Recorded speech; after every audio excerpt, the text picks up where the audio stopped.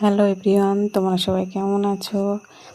তো আজকে সকাল থেকে উঠে যে বিরিয়ানির পরিকল্পনা করা হয়েছে। তো এই যে বসে লেগে পড়লাম বিরিয়ানির তৈরি করতে।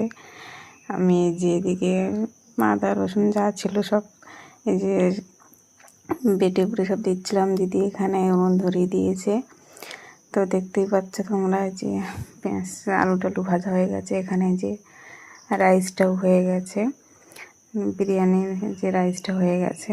তো আমরা এখানে 3 বোন বসে আছি, এসছি আমরা 4 বোন।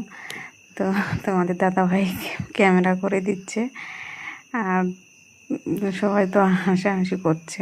তো যে উনুনে রান্না করা হচ্ছে, উনুনে দেখতে পাচ্ছে মাংসের কালারটা কত সুন্দর এসছে,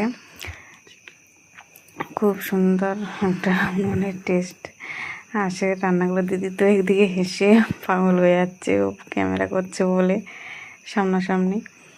তো উনুনটাও জ্বলছে কি সুন্দর।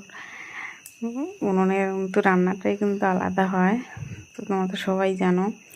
তো একটা যে হাঁড়ি নেওয়া হয়েছে, হাঁড়ির মধ্যে প্রথমে ঘি সব মাখিয়ে নিয়ে যে রাইসটা দিয়ে দেওয়া হচ্ছে, বা দিদি ভালো করে হাঁড়ির মধ্যে খেলিয়ে দিচ্ছে ভাতটা, রাইসটা। আর আমি যে আছি পাশে বসে, আমি দিদির হাতে হাতে করে দিচ্ছি। দিদি যাই মশলাপত্র দেওয়ার ছিল সব দিদি করে দিয়ে দিচ্ছে।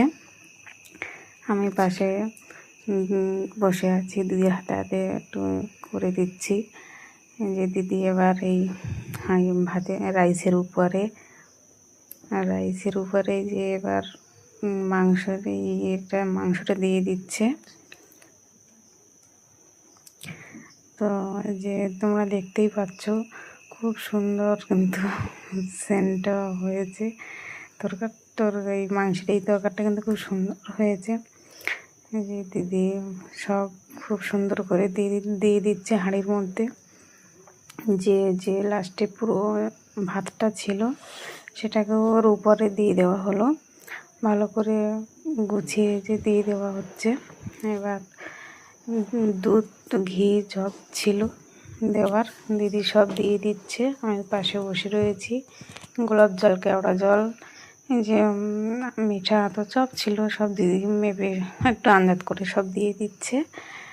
আমি তো পাশে বসে বসে দেখছি, একটু হাতে হাতে করে দিচ্ছি, কারণ অনেকটা জিনিস তো আলাদা করে, মানে অনেকটাই জিনিস যেহেতু, তাই আমি দিদি করে যে বসে বসে এখন এই যে দম দিতে হবে,